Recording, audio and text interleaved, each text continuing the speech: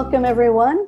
This is almost the Teri Talks TED, but tonight I'm talking about the TED effect and how Toastmasters can incorporate storytelling techniques in a TED-style manner into the speeches you're doing every day in your Toastmaster meetings. I am thoroughly convinced that if I can teach anyone to use TED-style storytelling techniques in their communication skills, that they will communicate their messages more effectively and their messages will have more impact. It's a given, and the more I work with it, the more speakers I coach for TEDx Talks, the more people I help get accepted for TEDx Talks, the more I learn about it myself, then the deeper this vein of conviction goes within me that there's an element of TED-style speaking that will enrich every Toastmasters presentation skills. So that's where I'm coming from tonight. I hope that's a little bit why you're here, what you're interested in. I was speaking to a few of you before we started, and I know that Dawn is interested in some storytelling techniques, uses storytelling at work in a written form, but also does stand-up comedy. So that's kind of cool because, again, there are great comedians out there or great serious thinkers like Brené Brown. We were chatting about her a little earlier, that incorporate story into their presentations, and it becomes the heart of the presentation. So my journey with storytelling, I have to tell you, when I first joined Toastmasters in 2002, and then we had our club contests in the spring of 2003, I just fell in love with the International Speech Contest and competing in general. And I made it to the district that very first year, and I think my district international speech contest speech was speech number 9 in the old Competent Toastmaster manual. So I was really a brand new Toastmaster, but I had a story that I thought was really important, and I had an idea that I was wrapping in the story, and I thought I was brilliant. Everybody told me I was brilliant. I mean, I'd won club, area, division, no problem, made it all the way there. Got there and realized after I heard the other speakers who were competing that I really knew nothing about the International Speech Contest or what some people did to prepare in order to step onto that stage and be truly ready. And so I started looking at how could I do it better next year. And at that time, some of the world champions that we've had at our district so many times, Craig Valentine, Ed Tate, Mark Brown, Darren LaCroix, and I'm trying to think if there was another one. They had an online course at the time called Champion's Edge. And you could join that and they would send you, this is how old this was, they would send you a DVD every month, a CD of recordings that they had done, of coaching calls that they'd done, and they'd have a live coaching call once a month. And they were always, all the champions would always emphasize how important storytelling techniques were to really bring a speech to life. You needed character, you needed dialogue, you needed conflict, you needed resolution, and you needed to know how to use the stage with all those components in order to step into the arena of the International Speech Contest. And I'm a hungry learner. Okay, when I have a goal, I go at it. I bought magazines, I took courses, I read about it, I read online. And then Craig and Darren put together the Secrets of Storytelling Bootcamp. Again, an online thing. It was too expensive for me to fly to where they were doing these seminars. And they had this bootcamp thing about storytelling. What you needed to have an effective story, everything that you needed to put into it. And I thought, this is the key. I don't want to stand up and just give people information. I don't want to give people a bunch of facts. No matter how persuasive, I can be a very persuasive speaker. I can basically get people to change their minds about almost anything. I'm not persuasive, but doing it from an intellectual, argumentative, fact-driven, facts-only point of view just was never my style. And I always wanted to find something intriguing to wrap it up in. And story is the package that does that. So then Craig Valentine launched his certified speaking coach training course. And so Craig was the speaker coach part of it with Mitch Meyerson, who was kind of the business part of it. And again, for those 12 weeks that we're doing that training, they're drilling home the importance of story. But what really, the game changer for me was an article that Darren LaCroix wrote for Toastmasters magazine in about 2008, 2009. I've shared it before in seminars I've done at District about Toastmasters and TED Talks.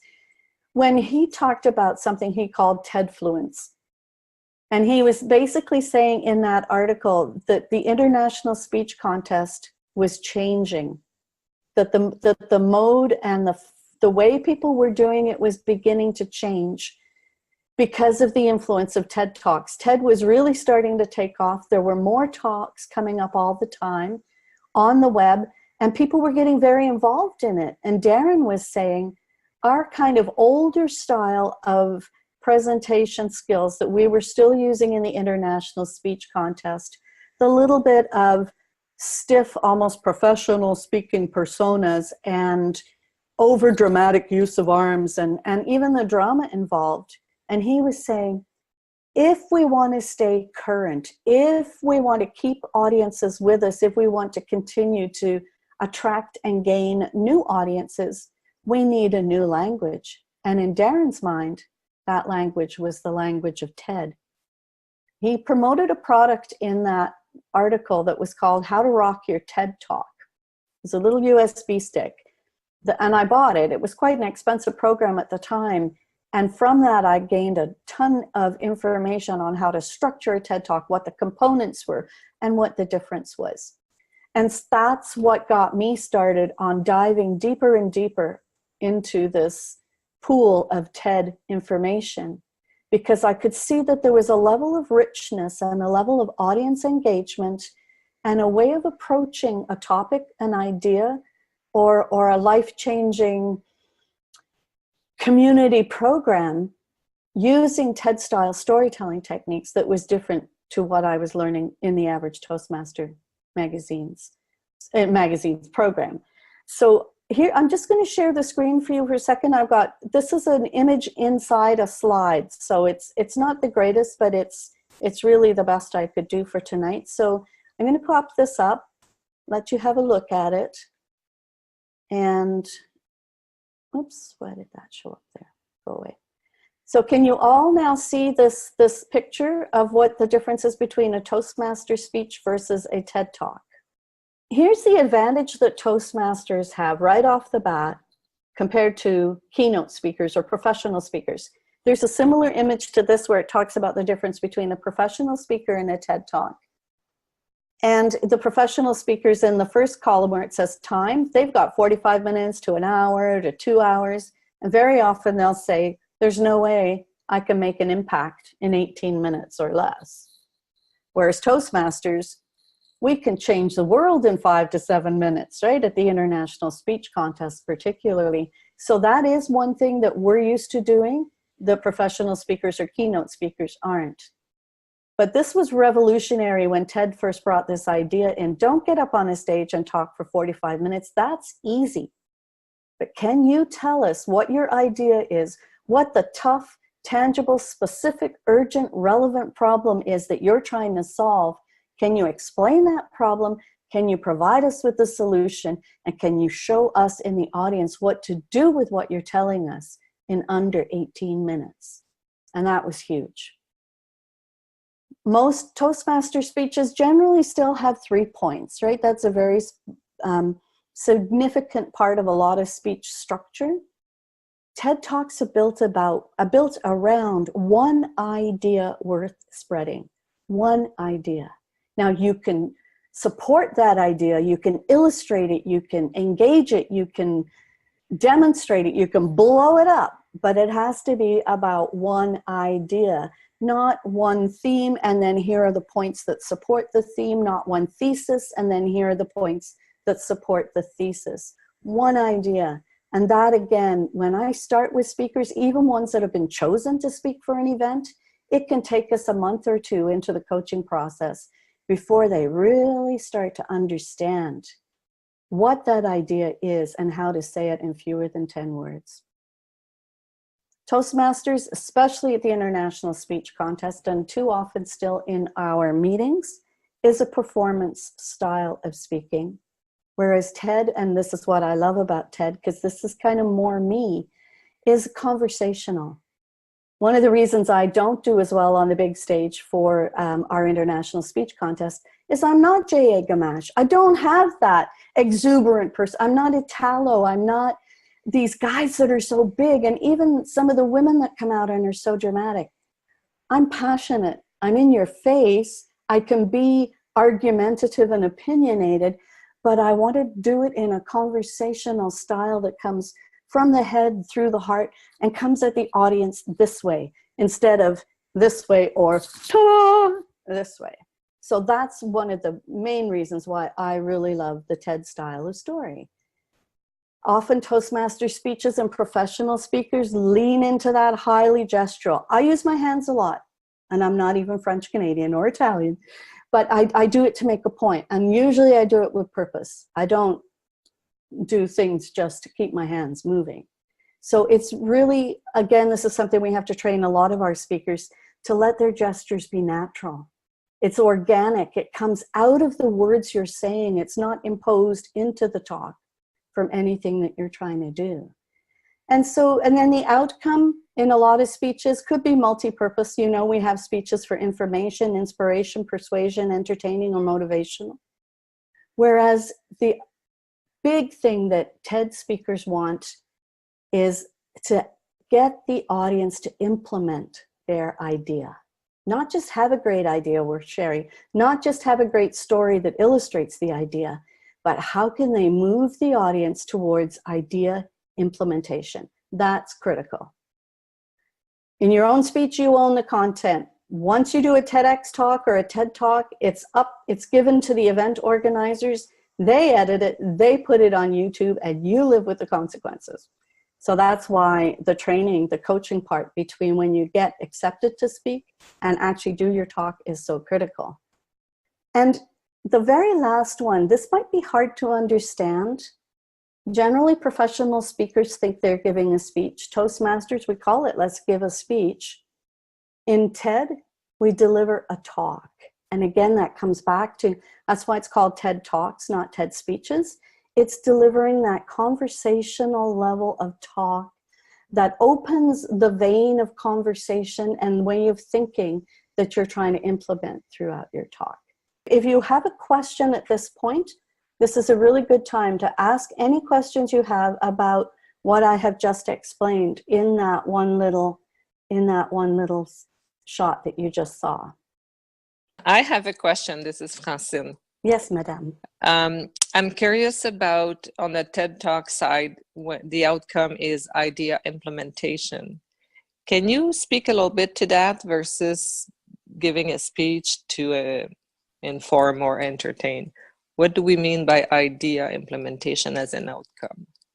Okay, so every good speech has takeaways that you want the audience to have, right? You have a specific purpose in mind when you start speaking, and you usually have something that you want the audience to think, know, act, feel, or do differently when your talk is over, your speech is over, right? In good speeches. And you know what that is before you start speaking. A lot of people don't. A lot of people give a lot of speeches and they really just have a nice idea or a nice thing that they want to talk about, but I really don't know what they want me to do with it when they're finished.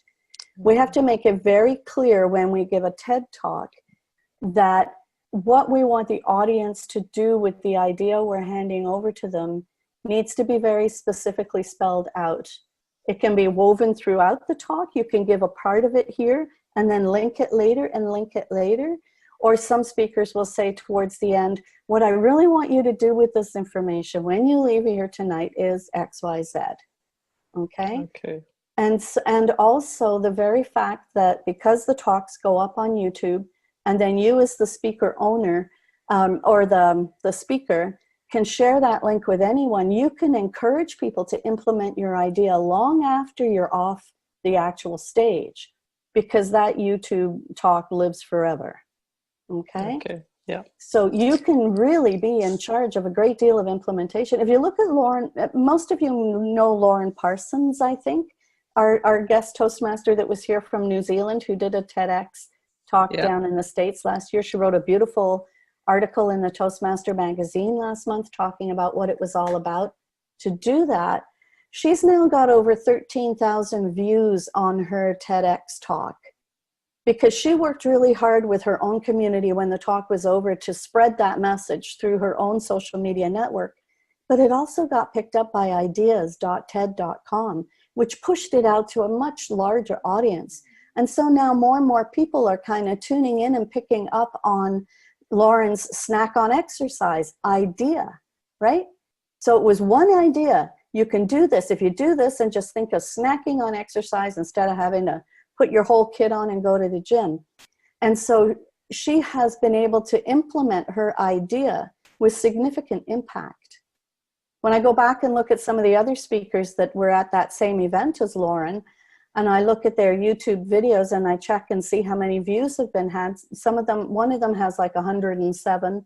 Another one was quite a well-known speaker. She's up in the 3,000s. No one has touched Lauren's volume yet. And so that just goes to show that's what we mean about, here's your idea. How do you get the audience to want it? And then how do you get them to act on what you're asking them to do? Great question, Francine. This is Dawn. I have a question. When I was preparing for the written storytelling that I do at work, one of the resources that I found described the importance of having an emotional appeal in the story that I'm sharing. I'm wondering if there's a significant difference between a TED Talk and a Toastmasters speech when it comes to making that emotional connection with your audience. Another great question. Yes. Yes, you should make the emotional connection. No, there shouldn't be a difference, because if you're using story as the vehicle to drive your message, it usually sticks better if there's an emotional component. And I have heard some really great Toastmaster speeches that I will never forget because they have a bit of an emotional impact. And it comes back to that great Maya Angelou quote where she says, you know, people won't remember what you say, but they'll remember how you made them feel when you said it.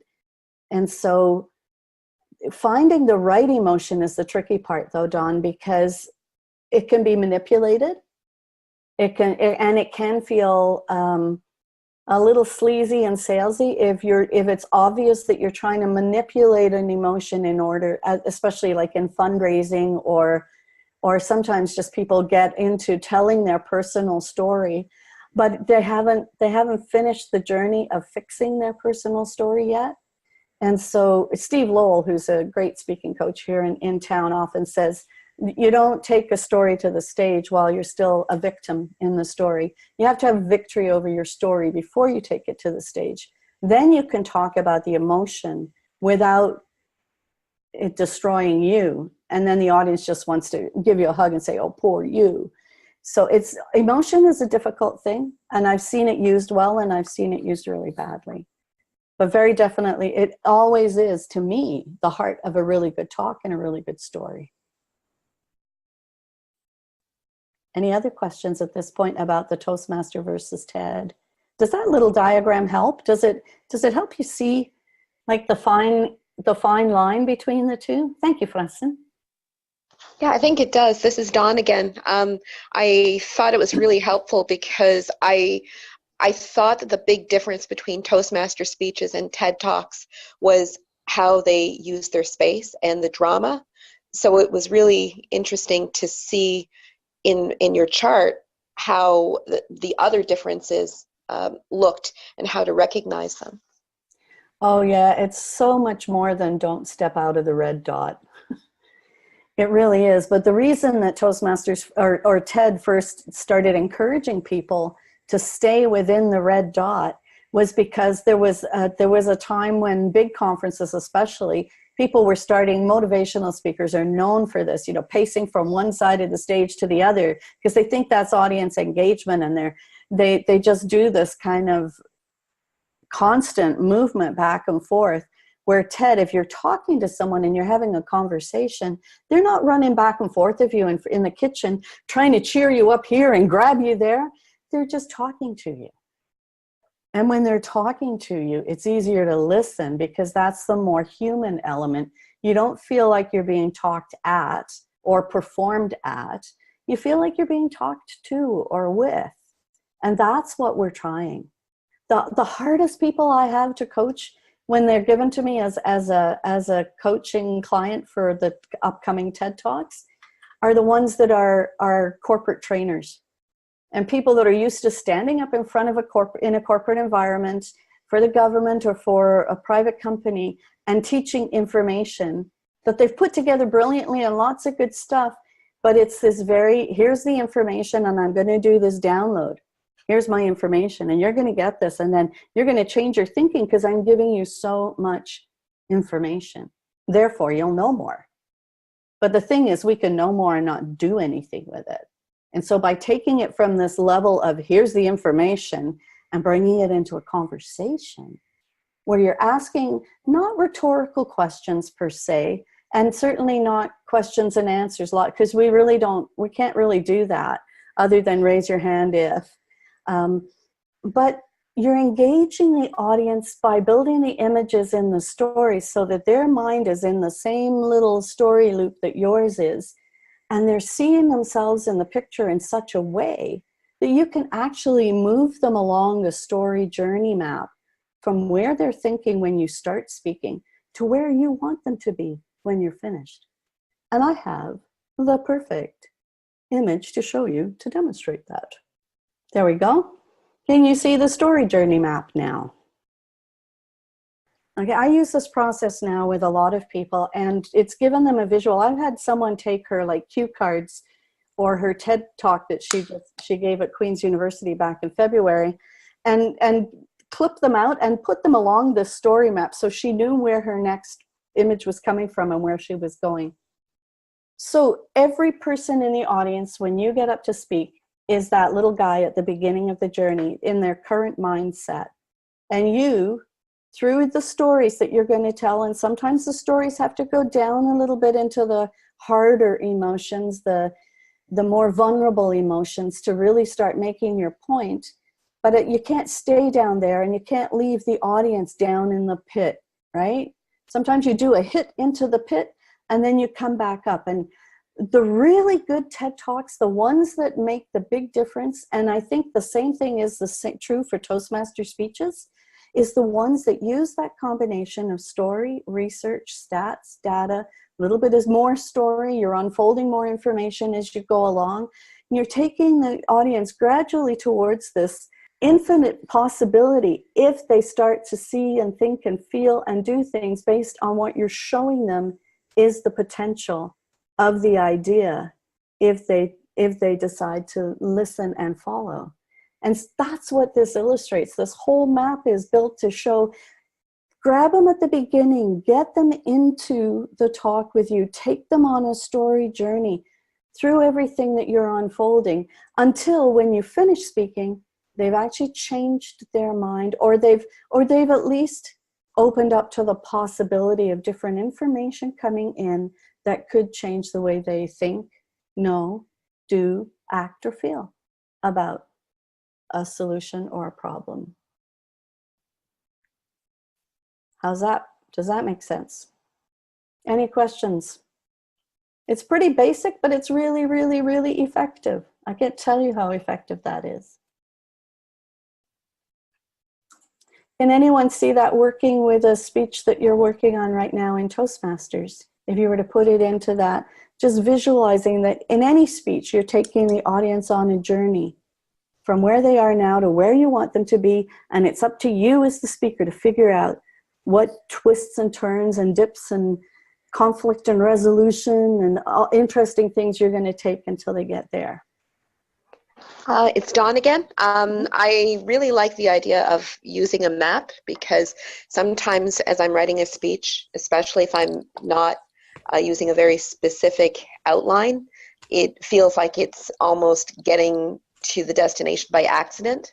But I like the idea of crafting it deliberately so that there aren't any missed or dropped points as you go along. Yeah, how many times have any one of you out there sat down after a speech and you've done one of those? I think it was Dale Carnegie years and years ago that said inside every speaker there were 3 speeches: the one they wrote, the one they give, and the one they wish they'd given. Yeah, I did that last night. Uh-oh, was it a high stakes speech, Francine? No, it was a speech at Toastmasters, and it was just a free speech, was not part of the program. But then I knew, well, I felt like there were so many places I could have done different. And with your talk tonight, I see, again, so many other things I could add to that speech.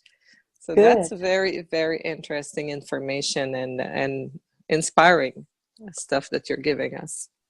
Good, So, good. I like to have it come from not just another tool, but something that you can start running, because you have such a huge advantage over a lot of people I've been meeting in these last couple of weeks when I've been getting back out in the world and doing speaking events and whatnot, in that you have a safe learning place, a learning lab almost, to go back next week and try out some of these things in your next talk. And here's the big thing. Often people think story has to be 3 to 5 minutes, or 5 to 7 minutes has to be a story. Sometimes the story can be as little as 30 seconds. It can be a vignette. It can be something as simple as Ernest Hemingway wrote the most famous 6-word story. And it goes like this: for sale, colon, baby shoes, comma, never worn. ouch. 6 words. 6 words. And it tells a picture, doesn't it, Francine? Yeah. But do you know, I see Rick on here. I think it's Rick Holloway. The only person who's ever heard me, because I've used that example before, the only person who ever went kind of, wow, never used. Well, that means they're a bargain, or that would be really good to go and get them, because she saw it, as for sale. Baby shoes, never worn. Hey, cool. And I thought, that's really interesting. Same 6 words, but her interpretation was, oh, okay. They weren't, but you got what I got almost right away. And some of it was my intonation when I said it. Mm. Baby shoes, comma, never worn. If I got never worn. Yeah, different. Exactly, right? So storytelling can be as much as 6 words. TED-style storytelling techniques does not mean tell a full story. It means using vivid language. It means using short, sharp bursts of really creative ways of expressing things, so that the audience's ears go, oh, that little dog thing? And they tip their head, oh, I hadn't thought of it that way. Oh, I've never heard that before. Because we get so tired of hearing things said the same way. It's now been proven scientifically that our brains actually tune out words that we hear all the time. They literally do. They just tune it out. So when you start saying things like, at the end of the day, I know that's one of Craig's favorites, at the end of the day, or let's put our thinking caps on, or let's step outside of the box, or think outside of the box, or my pet peeve, let's get out of our comfort zone. To me, it's just like, wah, wah, wah, and so storytelling, vivid language means, how do you find something that grasps the audience's ears, and then you've got that little hook back in their attention, and they're going to perk up and go, oh, cool, yeah, I want to listen to more, because this speaker is interesting, right? Makes Teri, sense? just to clarify, it's not Rick Holloway, it's Rick Chandler. Rick Chandler, what the? Hey, hi. How are you? That's awesome. Haven't heard from you for years and years. Well, Thought I'm in you'd Kansas fallen off City, and the- I saw you were doing a webinar, and I said, man, if Teri Kingston's talking, I got to listen. There'll be many of you that may not remember Rick, but he was a big force to be reckoned with when Harry and I were at Seaway Toastmasters for a while, and he joined Advanced Speakers for a while, became a really strong competitor, and then you moved back home, didn't you, Rick? And you went to the States. I went back to Kansas City, that's correct, with my wife. Aw, and we all still miss you. I'll be back in a couple of weeks and hopefully visit a couple clubs. That'd be fantastic. So let us know. Rick's an amazing storyteller, by the way. If you've heard any of the stories he told in the humor speech contest, or I think his wife deserves one of the biggest prizes on the planet from some of the stories he tells us. It's fabulous. So, all right. So there were a number of people that had different things that they really wanted to either understand or or grasp on this business of a storytelling element for Toastmasters. So this is like Ask Me Anything, a question about TED, a question about TED and Toastmasters.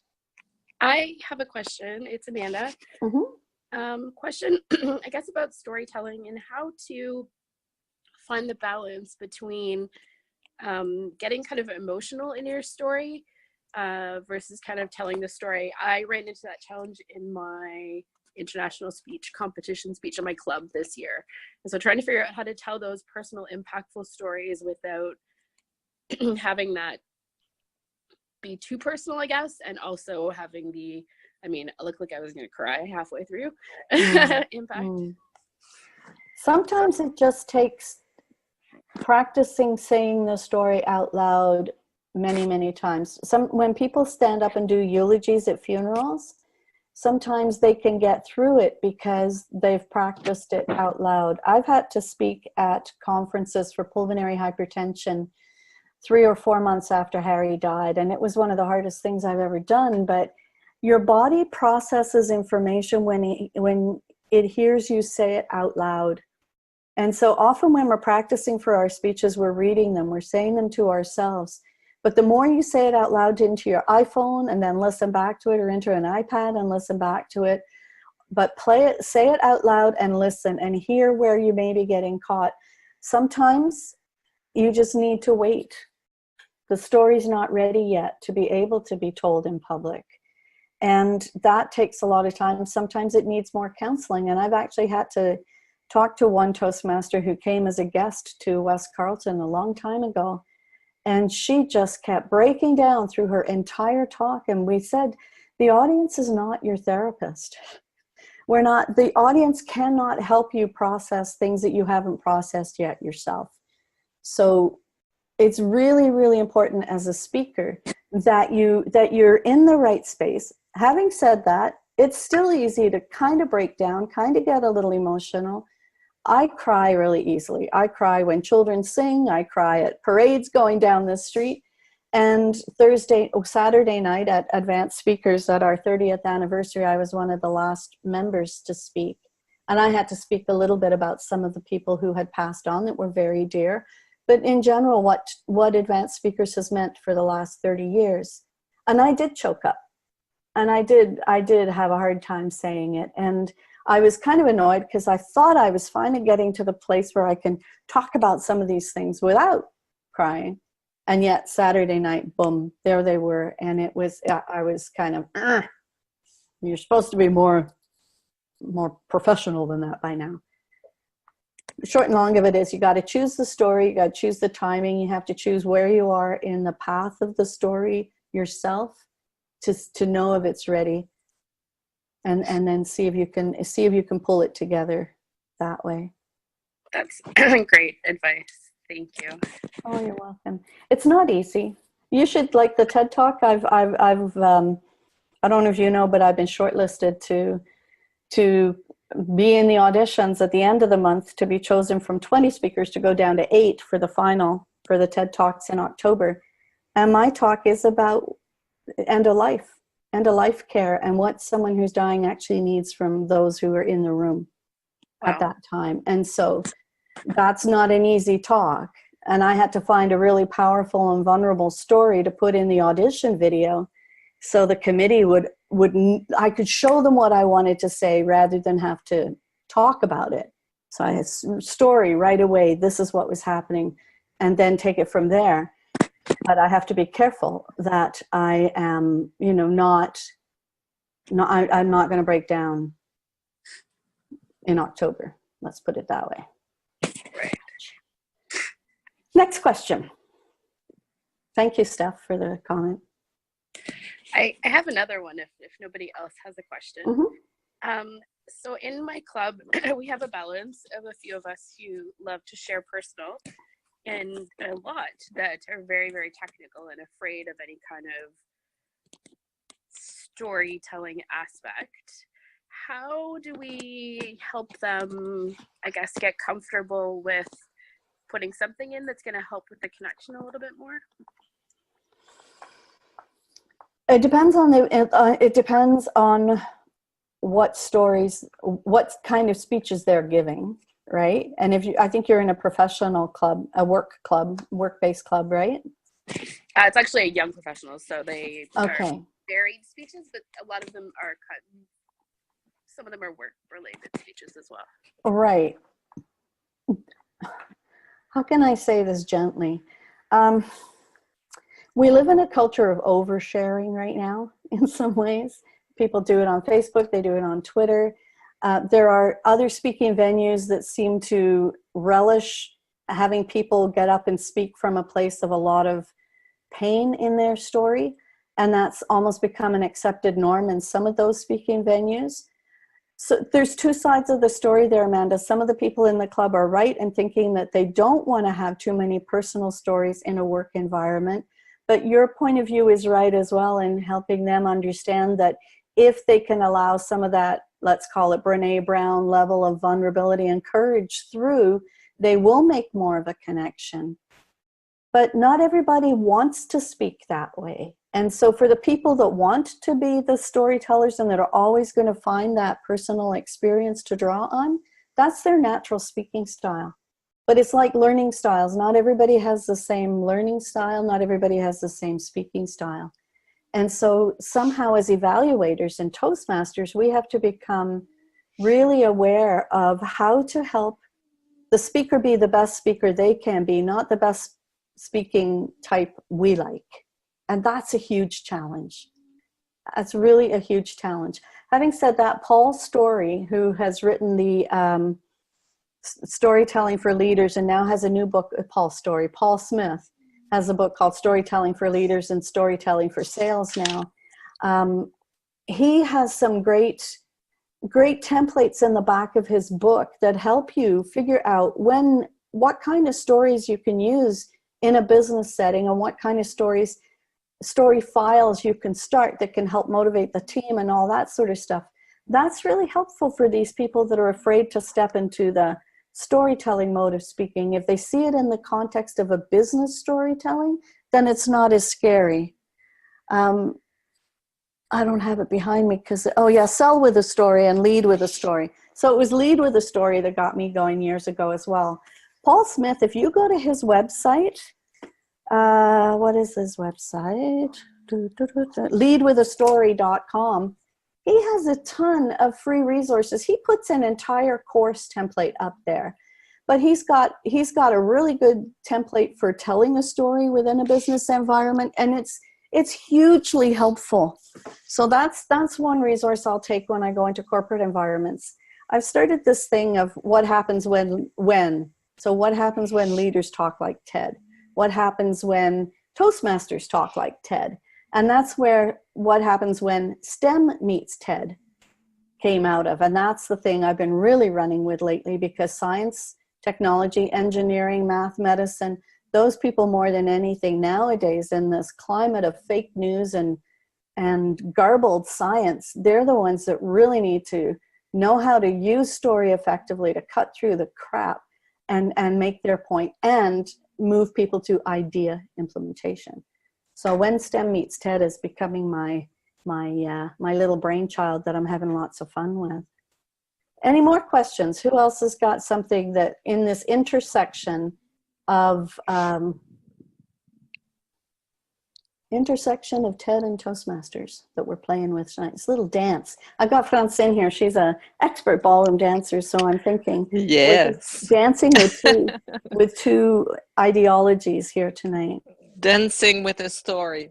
That I had a question. You kind of covered it a bit in your answer to is it Don who asked the question about telling personal story, and you know that we are in the age of oversharing these days, and it's true with the social media.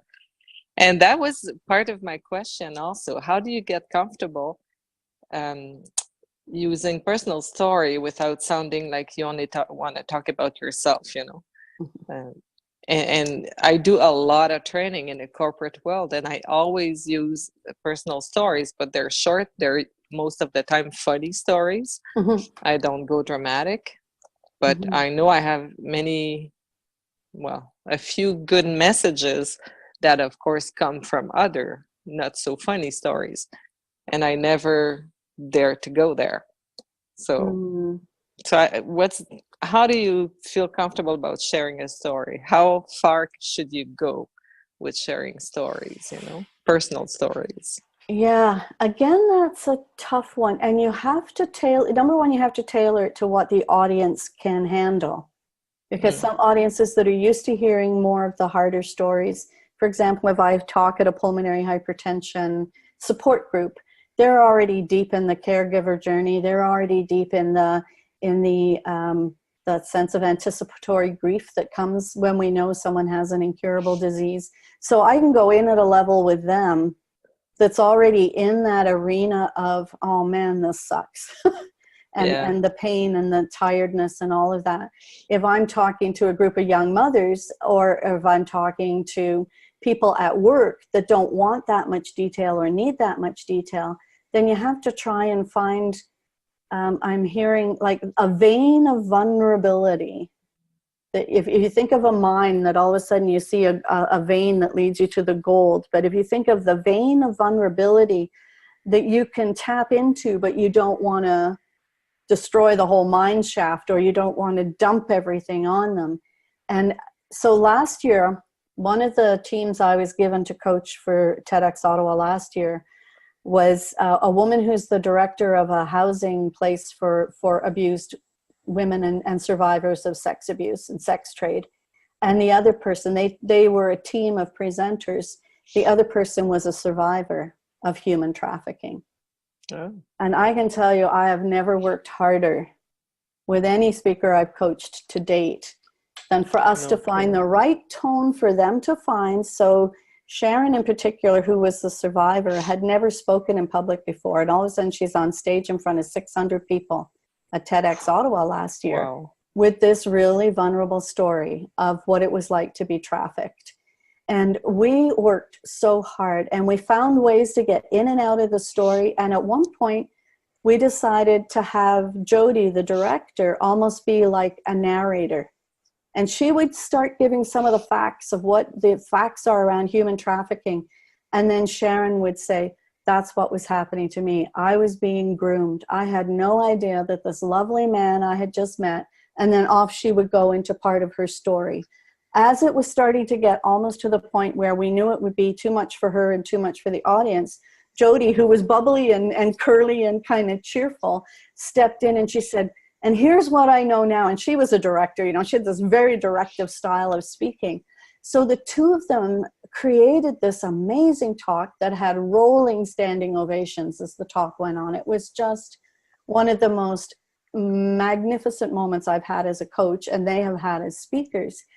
And these two women went in and out of a very difficult story. So what I like to think now is you as the speaker, so Amanda in your own stories, or Francine when you're at work, if you can think of the two voices, if you can think of the person that's in that emotional moment, and then you've got almost that Greek chorus that comes in with some of the facts, so that you can think again of the story journey map. You want to keep moving the audience through the journey. You don't do that by keeping them stuck. And a lot of people are afraid of being left stuck in a dark emotional spot from people's stories, or they get triggered. But if you're the speaker, you have to be watching. And if you see somebody that's still stuck there, then if you don't have time to do it while you're still on stage, you really need to go in and check in with the person after, or have someone else check in with them, because some of our stories really do hit people hard and they don't know how to cope. We've lost our ability to cope with emotion and pain and things like that, right? Yeah. So it's a tricky balance, and it's part of the skill of becoming a really good speaker. How can you get in, touch that emotion, build on it to illustrate something, and then move out of it and move back into the journey continues to your desired outcome. It's always got to be purpose driven. It has to have a point. It can't just be, I need to spill my guts about this horrible thing that happened to me at one point in my life. That's fascinating. Yeah, it is. Hey, the human mind. Yeah. And that's inspiring. I find it gives me the I don't know how to say that in English. It gives me the wanting to do more speeches rather, because I do a lot of training, but Right. it gives me the, Desire, the desire, yes, thank you, yeah. to do more speeches. Well, you're to an do excellent storyteller. I've heard some of yours and they're hilarious. I still remember the backpack and your kid and the roll, or that was hilarious. So this is the thing. So people will remember a story about a point you've told them rather than the point itself, right? And a lot of the world champions will come up and tell us that when they come and speak at our districts, as they used to do. They'll say, I'll have people come up to me 10 years after I've given a speech and say, you know that story, Craig, about your dream not being for sale? I still remember that. They might not remember anything else about the entire speech, but they'll remember that one moment where you just kind of got in there and you can hear the audience breathe as one person, and you can almost see that they're all getting the same image that you've created. And there's this sense, right, in the entire audience. And that's why sometimes when you finish a speech and there's dead silence before people start applauding, to me, that's the best. There's just something about it that just says, yeah, they got it. So awesome. Thank you. This is why I love what I do, right? There's so many good people that come to me with great ideas, but they either don't know how to find the idea or find how to express the idea in a TED-like format, or they have no idea what stories they can use. And you just start talking to them. And we brainstorm and we play around for a little bit. And then eventually it starts to come clear. And then that's when we start the real work. Lauren, I can't tell you how many drafts Lauren went through with me before we finally sort of narrowed down this huge body of work that she'd done around snack on exercise to these different vignettes and stories that she put in there that would keep the audience with her through the whole thing. And she was so coachable. It was just a joy to teach her. And I've got someone coming up at TEDx Lander who's a well-known kind of coach and whatnot in the States, who's got amazing stories. And he's really come up with an idea that I can't wait to see the video when his talk is done. So it's a fascinating world, the world of Toastmasters and the world of TED. But the common link between the two is your ability to get better and better as an effective storyteller. Who was at the district conference just recently for the International Speech Contest this year? You just kind of raise your hand or pop your mics off or something. Rosemarie, were you there? I saw your mic go off mute. Jean-Francois, I know you were there. Craig was there. Yes. I heard it was one of the strongest speech contests for a long time. Were there stories that stood out to any of you? Was there one thing that made you think, okay, yeah, I've got that person's idea and I can run with it? Well, Kevin Chapman told his story. Right. His life and experience, well, not his life, but just a short story of a conversation with his general manager at his hotel, and how he, who experiences Asperger's, copes or doesn't cope, and the misadventures around that. He received a spontaneous standing ovation. And again, when he went up to pick up his second place award, another standing ovation. And it was based on the fact that he was able to connect so strongly. I heard so much about that talk. Yeah. And Craig, you were at the talk I gave at Mo Mondays when I first unveiled what I was hoping to take to district this year. With the 12 notes and the octave repeats, right? And I remember you sent me a note after that really touched me. But a lot of it was on the ability that I had to weave a story lesson through someone else's analogy and put the two together. I really had fun with that talk. That's one of my favorites for a long time. It was masterful. It was just, it was enjoyable just to sit back and receive it almost like a piece of music. Yeah. I was there. That was a very, very good talk. It was amazing how you could do that, put it together the way you did with that analogy of the music. It was great. And to me, that was where I was playing with what does it look like if I marry what I've learned from TED into what I know Toastmasters wants in the International Speech Contest format. And I did win at Club and Area with a shorter version, because Mo Mondays is 10 minutes and our talks can't go more than 7. Should have gone to division, but I broke my ankle on the 9th, and then there's just no way I could even get to the contest venue for the 23rd. So that put me out this year, but we'll see what happens in the future. Lots of time to grow another speech between now and then. So, but that's it. So all I wanted to really do tonight, and thank you, Francine, because you've told me I've kind of hit on that in some ways, is inspire you to start exploring storytelling a little bit more deeply than you may have been able to do so far in your Toastmaster journey. Like, really get in there and study some of the masters. There's so much and I don't have the slide deck here, but send me an email if you want a resource that I have that has a lot of these books I've read, or TED Talks that talk about storytelling, and I'm happy to share that with anybody, so that I can even put those links up on I don't know if I can on the district, but we'll figure out a way to get it to you. If you want it, just ask me. And I would love to see that on the district website if possible, or wow. even Facebook. Okay, Facebook for sure I can handle myself, but yeah, I'm sure Craig's the whiz about these things. I was going to say, there's this guy named Craig Sr. He can do anything. He's got a cape and a big S on his chest. It's pretty amazing. You betcha. That's what the senior stands for, right? I second that. That's true.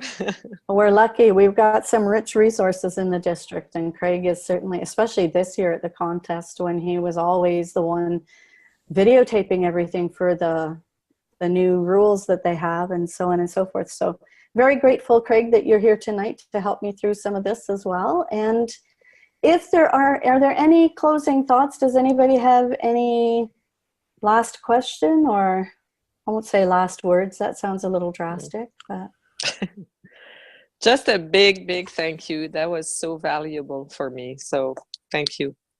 Excellent. And Teri, I believe some of the people we see in the participants list tonight, we're going to see on a TED stage very soon.